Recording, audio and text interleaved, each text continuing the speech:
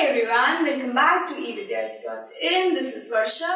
तो स्टार्ट करते हैं चैप्टर नंबर 6 जिसका नाम है new question and ideas. History का चैप्टर है, क्लास 6 का है और इसके हम क्वेश्चन आंसर्स कर रहे हैं। पहला क्वेश्चन है, describe the ways in which the Buddha tried to spread his message to the people. यानी कि उन तरीकों को बताना है जिन तरीकों से हमारे बुद्धा ने, हमारे बुद्धिज्म के जो प्रचारक थे, जो मेन फाउंडर थे, उन्होंने अपने मैसेज को लोगों तक पहुंचाया। तो वो तरीके आप हमें बताने। तो आइए चलते हैं, देखते हैं कैसे उन्होंने बताया, क्या किया उन्होंने। तो बुद्धा ने सबसे बड़ी बात, सबसे जो इम्पोर्टेंट बात थी उनके इस संदेश देने में, वो क्या थी कि उन्होंने प्रकृत लैंग्वेज का यूज किया। अब ये प्रकृत लैंग्वेज जो थी वो उस वक्त के लोगों की सबसे ज्यादा बोली जाने वाली भाषा थी। अब वो अगर उस लैंग्वेज में बोल रहे हैं तो बुद्धा को अगर अपना मैसेज स्प्रेड करना है तो it will be easier for them to understand, यानी कि मास उनकी बातों को आसानी से समझ सकती है। साथ ही साथ उन्होंने ये नहीं कहा कि मैं जो भी बोल रहा हूँ उसको तुम ब्लाइंडली फॉलो करो, अंधविश्वास के साथ फॉलो करो। उन्होंने क्या कहा कि तुम सोचो समझो, जो ये चीज मैं बता रहा हूँ सही है या गलत है, इस बात का ध्यान दो और फिर जाके उसको फॉलो करो। तो इस वजह से भी लोगों को बहुत ज्यादा विश्वास होने लग गया इस धर्म के ऊपर, इस वे ऑफ लाइफ के ऊपर। ओके, तो लिखना कैसे है, he conveyed his teaching in Prakrit language which was the language of common masses। उन्होंने पहले तो क्या किया कि प्रकृत लैंग्वेज में अपनी जो संदेश थे, मैसेज थे, वो पहुंचाने लग गया ताकि जो कॉमन मासेस है वो उसको अंडरस्टैंड कर सके। दूसरा उन्होंने क्या किया, he encouraged his followers to think over his messages instead of blindly following him। उन्होंने अपने फॉलोअर्स को कहा कि तुम इस मैसेज को थिंक करो, मेरा जो संदेश है उसके बारे में सोचो और इसके ऊपर इतनी जल्दी भरोसा मत करो, सोचो समझो और फिर इसको लागू करो। इसकी वजह से क्या हुआ, this help his ideas spread further. इसकी वजह से ये हुआ कि जब लोग सोचना शुरू किए तो लोगों ने डिस्कशन स्टार्ट किया और जब डिस्कशन होगा तो एक के आइडियाज दूसरे तक पहुंचेंगे और दूसरे के आइडियाज तीसरे तक पहुंचेंगे। तो इसकी वजह से उनके मैसेज का स्प्रेड हुआ लोगों के अंदर बहुत ही जल्दी। And the encouragement of free thinking meant that people could come to conclusion on his ideas on their own। तो जो भी वो आइडियाज दे रहे थे, तो जब वो उसके ऊपर थिंक कर रहे थे, सोच रहे थे, तो लोग किसी एक निष्कर्ष पे आसानी से पहुंच सकते थे क्योंकि वो डिस्कस कर रहे हैं, वो उसके ऊपर सोच रहे कि उन्होंने क्या बोला है और फिर जाके वो एक किसी कंक्लूजन पे आ पा रहे कि ओके दिस इज राइट और दिस इज रॉन्ग, और इस तरीके से उन्होंने अपने मैसेज को मासेस तक पहुंचाया। नेक्स्ट देखते हैं, हमारा नेक्स्ट क्वेश्चन क्या है, राइट वेदर ट्रू और फॉल्स। यहाँ पे कह रहा है कि आपको लिखना है कि ये जो स्टेटमेंट है वो सही है या गलत है। फर्स्ट स्टेटमेंट है आपका, the Buddha encouraged animal sacrifices. Buddha ने एनिमल सैक्रिफाइस को एनकरेज किया। हमने देखा था हमारे चैप्टर में, और अभी हमारा जो फर्स्ट क्वेश्चन था उसमें भी अगर हम सोचे तो देखो क्या उन्होंने कहा था इस फर्स्ट क्वेश्चन के अंदर, जो उनके मैसेजेस थे, मैसेजेस क्या थे उनके, उसके बारे में सोचते हैं। सबसे पहला इनका मैसेज क्या था, सभी की रिस्पेक्ट करो, ठीक है। दूसरा क्या था, ट्रू नॉलेज होनी चाहिए, आपको सही ज्ञान होना चाहिए। और तीसरा सबसे इम्पोर्टेंट मैसेज इनका यही था कि सबकी रिस्पेक्ट और क्या करो, सबसे दया दिखाओ। और दया दिखाने का मतलब ये होता है कि किसी को हर्ट ना करना। और यहाँ पे अगर हम एनिमल सैक्रिफाइस की बात कर रहे हैं तो हम क्या बात कर रहे हैं, that we are killing them. और ये जो किलिंग है, यानी कि किसी इंसान को मारना, किसी एनिमल को मारना, it is the most hurtful situation. सबसे ज्यादा हर्टफुल यही होता है, कोई नहीं चाहता कि मेरी डेथ हो। सो this is very condemned idea in the Buddhism. सबसे ज्यादा इसको क्या किया जाता था और क्या किया जाता है, एनिमल सैक्रिफाइस को प्रोहिबिट किया जाता है, मना किया जाता है। So this is false statement. Buddha ने बिल्कुल इस चीज की मनाही दी थी कि you can not, you should not do any animal sacrifice. Second देखते हैं, Sarnath is important because it was the place where the Buddha taught for the first time। तो सारनाथ वो जगह है जहाँ पे बुद्धा ने पहली बार अपने संदेश को सब तक पहुँचाया था, जनों तक पहुँचाया था।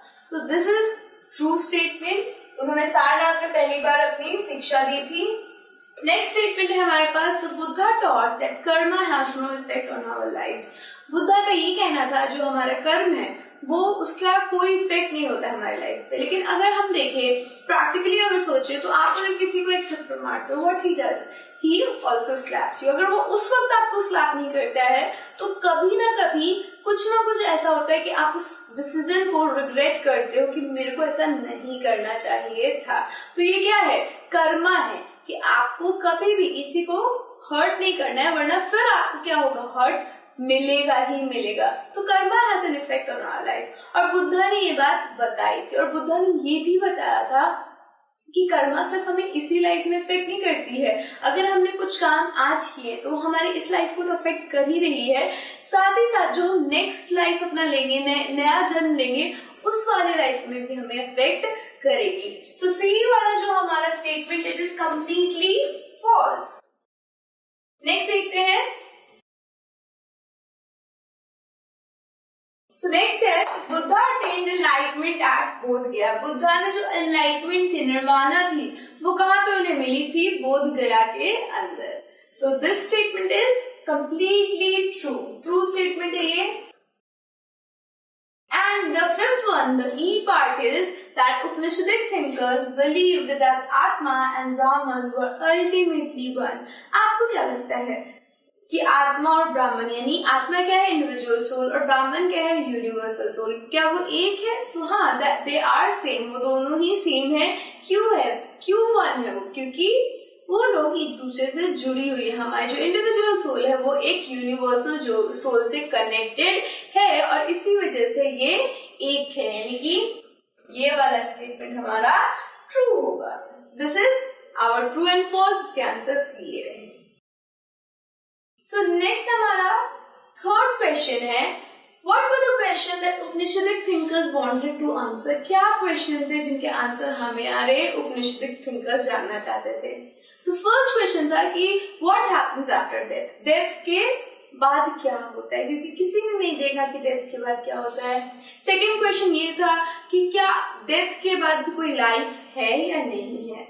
थर्ड क्वेश्चन ये था, सबसे इम्पोर्टेंट क्वेश्चन ये था कि हम यज्ञ क्यों परफॉर्म करते हैं. और फोर्थ क्वेश्चन ये था कि इस यूनिवर्स के अंदर कुछ परमानेंट है या नहीं है, कुछ ऐसी चीज भी है जो कि डेथ के बाद लास्ट करती है या नहीं रहती. डेथ के बाद लास्ट का मतलब होता है कि डेथ के बाद वो रहती है या नहीं रहती है. तो इसको कैसे लिखना है? चलिए आइए देखते हैं. The Upanishadic thinkers wanted to find answer to the following question. ये इन questions का आंसर होने चाहिए था. पहला क्या है? What happened after death? Death के बाद क्या होता है? Is there any life after death? Death के बाद कोई लाइफ है या नहीं है?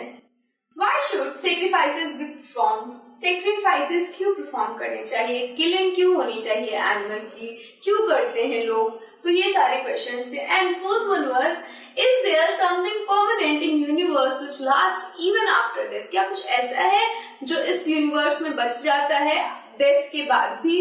तो ये सारे हमारे उपनिषद के क्वेश्चन थे, और ये सारी क्वेश्चन के ऊपर हमारे उपनिषदिक थिंकर्स डिस्कशन कर रहे थे, डिबेट कर रहे थे, और इनके आंसर्स फाइंड करने की कोशिश कर रहे थे. नेक्स्ट देखते हैं. What were the main teaching of Mahavira? Mahavir की मेन टीचिंग्स क्या थी? तो सबसे पहले इनकी जो मेन टीचिंग थी वो ये थी कि अगर आपको ट्रू नॉलेज चाहिए तो you should leave your home. आपको अपना घर त्यागना होगा, क्योंकि जब तक आप घर के अंदर, घर के लग्जरी के अंदर रहोगे, तब तक आप ट्रू नॉलेज गेन नहीं कर सकते हो. साथ ही साथ उन्होंने ये कहा था कि जिन्हें भी ट्रुथ, सच्चाई करनी है, सच्चाई बोलनी, उन्हें अहिंसा के रास्ते पे चलना होगा. और थर्ड वन था कि किसी भी इंसान को, किसी भी एनिमल को, किसी भी लिविंग ऑर्गेनिज्म को किल नहीं करना है और हर्ट नहीं करना है. So these were the main principle of Mahavira. लिखना कैसे है आइए देखते हैं. Following are the main teaching of Mahavira. First, those who wish to know the truth must leave his or her home. जिनको भी सच की तलाश है उन्हें अपना घर छोड़ना होगा. सेकेंड क्या उन्होंने बोला? Those who are on the path of truth must adhere to the principles of अहिंसा very strictly. आपको बहुत स्ट्रिक्टली अहिंसा यानी कि नॉन वायलेंस, यानी कि आपको हिंसा नहीं करनी है, आपको किसी को मारना नहीं है. You don't have to fight with anyone, आपको फाइट नहीं करना है किसी के साथ, आपको किसी के ऊपर हाथ नहीं उठाना है, गुस्सा नहीं होना, ये सारी चीजें उन्होंने कहा था कि अगर आपको सही सच्चाई सही रास्ते पे चलना है तो ये वाली बात आप करोगे कि आप किसी के ऊपर हिंसा नहीं करोगे। और थर्ड क्या कहा था उन्होंने, one must not kill any other living being as life is dear to all, किसी को भी किसी भी प्राणी को क्षति नहीं पहुंचानी चाहिए, उन्हें मारना नहीं चाहिए, क्योंकि हर किसी की लाइफ, हर इंसान को, हर जानवर को, हर जीव को अपनी लाइफ प्यारी होती है। So these are the principles of our Mahavir. Next चलते हैं, देखने क्या क्वेश्चन है हमारे पास। Why do you think Anga's mother wanted her to know the story of Buddha? क्यों अंगा की माँ बुद्धा की स्टोरी को जानना चाहती थी, क्यों बोल रही थी टीचर को कि इसको बताना, अंगा को बताना बुद्धा के बारे में? तो सबसे पहली बात, she was travelling to Varanasi और वो एक स्कूल ट्रिप पे जा रही थी। और दूसरी बात, क्योंकि सारनाथ एक ऐसी जगह है जहाँ पे बुद्धा ने पहली बार क्या किया था, सिखाया था, संदेश दिया था। तो इस वजह से जो हमारी अंगा है उसकी मदर चाहती थी कि अंगा वहां जाए और उनकी लाइफ से प्रेरणा ले, उनकी लाइफ से इंस्पायर हो। और इसी वजह से वो चाहती थी कि हमारी अंगा है और उसके जितने भी क्लासमेट्स हैं वो बुद्धा के बारे में जाने। ओके, तो लिखना कैसे है, अंगा was traveling to Varanasi on a school trip. Sarnath is a place in Varanasi where Buddha taught for the first time after attaining enlightenment in Bodh Gaya. तो सारनाथ वो प्लेस है वाराणसी के अंदर जहाँ पे बुद्धा ने पहली बार अपनी शिक्षा दी थी, जब उन्होंने निर्वाणा प्राप्त कर ली थी। The story and message of Buddha were inspiring and hence Anga's mother wanted her to know the story of Buddha. क्योंकि उनकी जो स्टोरी है, मैं बुद्धा की जो स्टोरी है और उनके जो मैसेजेस है वो बहुत इंस्पायरिंग है। किसी को भी अगर बताया जाए और उनको कहा जाए कि सुनो तो उनको बहुत इंस्पिरेशन मिलती है, क्योंकि जितनी भी उनके आइडियाज है, हमारे बुद्धा के जो आइडियाज है, they are very apt for this life, बहुत अच्छे हैं इस लाइफ के लिए, क्योंकि वो हमें बहुत सारी चीजें सिखाती है कि कभी भी ज्यादा की इच्छा मत करो और कभी भी लालसा मत रखो, क्योंकि यही सब क्या कर रही है, लाइफ को और मिजरेबल बना रही है। और इसी वजह से अंगा की मदर चाहती थी कि अंगा और उसके फ्रेंड्स को बुद्धा की लाइफ के बारे में पता चले। नेक्स्ट क्वेश्चन देखते हैं, Do you think it would have been easy for slaves to join the Sangha? Give reasons for your answer. क्या आपको लगता है कि स्लेव्स के लिए ये इजी होगा कि वो संघ को ज्वाइन कर सके? अपने आंसर्स दो। तो देखो, सबसे बड़ी बात कि संघ के अंदर किसी को भी, चाहे वो स्लेव हो, विमेन हो, चाइल्ड हो, किसी को भी आने की मनाही नहीं थी। But there was one condition, एक कंडीशन था कि मैन को छोड़ के, अगर कोई पुरुष इंसान है तो उसको छोड़ के बाकी सभी को क्या करना होगा, परमिशन लेना होगा अपने रिस्पेक्टिव मास्टर्स से। अब वो मास्टर्स कौन होंगे? अगर स्लेव है तो उसका एक मास्टर होगा, कोई उसके गुलामी जिसकी वो करता होगा, उससे उसको क्या लेना होगा, परमिशन लेना होगा कि आई वांटेड टू गो इन संघा। अब कोई विमेन है तो विमेन को अपने हस्बैंड या फादर से क्या करना पड़ता था, कंसल्ट करना पड़ता था और परमिशन लेनी पड़ती थी, और चिल्ड्रन को अपने पेरेंट्स से। तो सोचो, कोई अगर स्लेव है किसी का तो क्यों उसको परमिशन देगा कि तुम जाओ और संघा ज्वाइन करो, क्योंकि आफ्टर ज्वाइनिंग संघा वो तो उसका कोई काम नहीं करेगा, है ना। तो it might be very difficult for the slaves to join Sangha, है ना। मेरे हिसाब से तो यही लगता है कि बहुत प्रॉब्लमैटिक हो जाता होगा किसी स्लेव के लिए, बहुत डिफिकल्ट हो जाता होगा स्लेव के लिए संघ को ज्वाइन करना। लिखना कैसे है, it wouldn't have been easy for the slave to join Sangha because, ये प्रॉब्लम हो, इजी नहीं होता होगा, प्रॉब्लम तो नहीं कह सकते, इजी नहीं होता होगा स्लेव्स के लिए संघ को ज्वाइन करना। पहला कारण क्या है हमारा, slave had little to no rights, बिल्कुल उनके पास राइट्स नहीं होती है, उनको कोई भी हक नहीं होता है कि वो ये कह सके कि हमें ये करना है, उनको अपने मालिक की हर बात माननी होती है।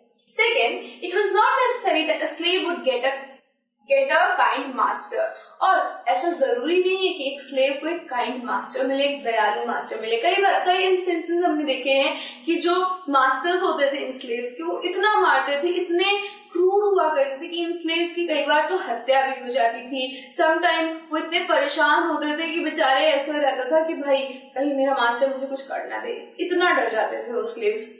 So ये भी एक प्रॉब्लम हो सकती है स्लेव्स के साथ जब उन्हें संघ ज्वाइन करना हो. Since society in general depended on slaves to do their task for them, there was no incentive for masters to give permission for their slave to join the संघ. अब देखो, क्योंकि उस वाली सोसाइटी के अंदर कोई पेंशन, कोई भी सैलरी नहीं मिलती थी किसी भी काम को करने के लिए, तो slaves were the only option for the people जिसके तहत वो लोग अपने काम करवा सके. तो वो क्या करते थे, स्लेव्स से अपने सारे काम करवाते थे और विदाउट एनी मनी, किसी कुछ भी नहीं देते थे उस स्लेव को. इवन कई बार तो खाना खाने के लिए भी उनको क्या पड़ जाती थी, मार पड़ जाती थी. खाना भी बहुत कम दिया करते थे. तो अब किसको, अगर वो चला जाएगा संघ में तो फिर कौन काम करेगा उनके मास्टर्स का. तो इस वजह से क्या होता था कि मास्टर्स के पास तो कोई इंसेंटिव नहीं है, कोई और ऑप्शन नहीं है कि किसी और को वो हायर कर ले जब तक उन्हें कोई नया स्लेव नहीं मिल जाता, कुछ और अच्छे स्लेव्स नहीं मिल जाते, तब तक वो पुराने स्लेव को छोड़ेंगे नहीं. और इसी वजह से कई बार ऐसा होता था कि स्लेव्स को परमिशन नहीं मिलती थी संघ को ज्वाइन करने के लिए. सो इवन दो ये संघ जो था जहां वहां पे सभी को परमिशन थी रहने की, इस परमिशन की वजह से क्या था, मतलब दूसरा जो कंडीशन था यहाँ पे कि आपको क्या करना होगा, परमिशन लेना होगा अपने मास्टर से. तो उसकी वजह से क्या हो रहा था कि स्लेव्स को प्रॉब्लम्स फेस करनी पड़ रही थी. क्योंकि इवन दो अगर आप कह दो कि अरे मेरे घर में तो कोई भी आके रह सकता है, लेकिन जब तक जो आना चाहता है आपका फ्रेंड या फिर कोई भी, जब तक उनके पेरेंट्स उनको हाँ नहीं कहेंगे तब तक वो आपके घर में कैसे आएंगे. So this is the reason slave को बहुत बार कठिनाइयों का सामना करना पड़ता था जब उन्हें संघ को ज्वाइन करना पड़ता था. सो this is all about this हमारा क्वेश्चन. अब क्या है, अब हमारे क्वेश्चन जो है बाकी के वो ऐसे क्वेश्चंस है जो आप अपनी सोच समझ से करोगे, क्योंकि सोचना सबसे जरूरी है. जब तक आप नहीं सोचोगे तब तक क्या नहीं होगा, आपको समझ नहीं आएगा, तब तक आप किसी कंक्लूजन पे नहीं पहुंचोगे. हमारे बुद्धा ने क्या कहा था, यही कहा था ना कि फ्रीली थिंक करो और फिर जाके किसी कंक्लूजन पे पहुंचो. तो इन क्वेश्चंस को आप पहले सोचेंगे, समझेंगे और फिर करेंगे, क्योंकि ये आपके लाइफ के ऊपर ही है. आप अपने लाइफ में क्या करते हो, आपको क्या समझ में आ रहा है. सो उन क्वेश्चंस को आप खुद ट्राई करो. And I will see you in the next video with a new topic. So see you there. Bye.